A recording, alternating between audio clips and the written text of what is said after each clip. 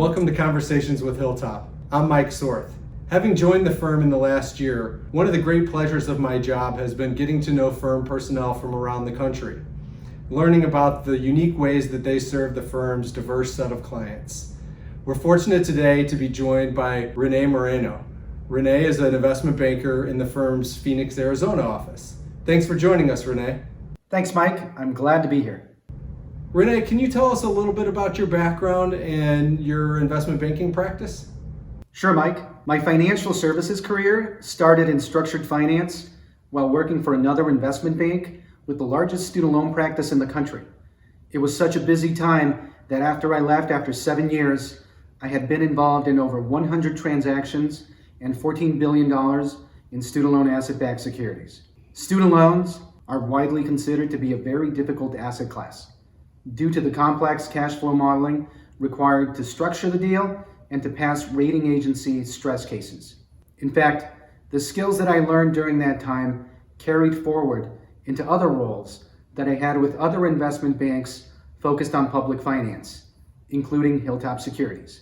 At HilltopSecurities, my focus is on underwriting bonds for traditional muni issuers like cities and towns, school districts, and counties, in addition to community development financial institutions. Rene, the other day we were talking about the firm's capabilities related to financings for community development financial institutions, sometimes called CDFIs. Could you tell us a little bit about CDFIs and how they focus their lending? Sure.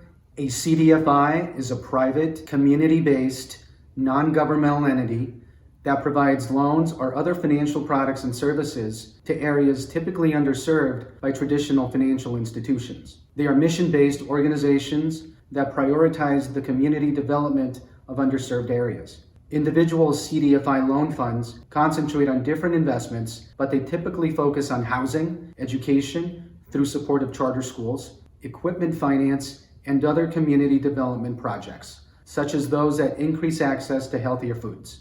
In addition, CDFIs have played an active role in the Paycheck Protection Program, delivering PPP loans to small businesses in our nation's most distressed communities.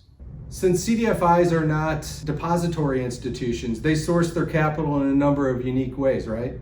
Funding for CDFIs has evolved over time. There are various sources of capital that CDFIs have used, and the utilization often depends upon the focus, expertise of management, and the size of the CDFI. Some of these sources of capital include the U.S. Treasury Department's CDFI fund. The CDFI fund certifies individual CDFIs and manages community development capital through the New Markets Tax Credit Program and the CDFI Bond Guarantee Program. Additional sources of capital are the Federal Home Loan Bank System, commercial banks, and the capital markets taxable bond financings.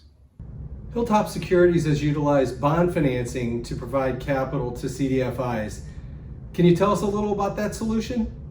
Mike, a bond financing may offer the CDFI a lower cost of capital, and the customization of a bond transaction around the individual CDFI's unique cash flows enable it to maximize the revenue and ultimately the impact to their community that no other source of capital can do. HilltopSecurities was the senior manager on a $50 million community investment bonds transaction for the Raza Development Fund, a CDFI with over $400 million in assets, primarily focused on providing capital to the underserved Latino-serving organizations nationwide. It was Raza's initial public debt offering, and I was very proud to lead them through a successful transaction that not only led them to a low interest rate on the bonds, but also introduced them to a wide array of new investors that were highly interested in their mission. It was also the first CDFI bond with a 15-year term that we decided on after a thorough cash flow analysis and from best practices from structured finance. We were commended by S&P as being the first underwriter to provide them with cash flows for a CDFI,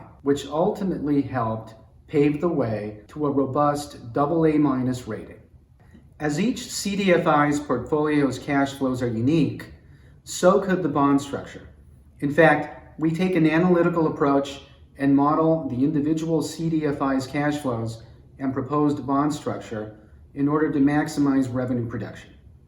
CDFIs do such important work. It's great that the firm has the ability to help them access capital markets and be a part of their mission. Rene, thanks for joining us today. Mike, thanks for having me. And thank you for watching Conversations with Hilltop.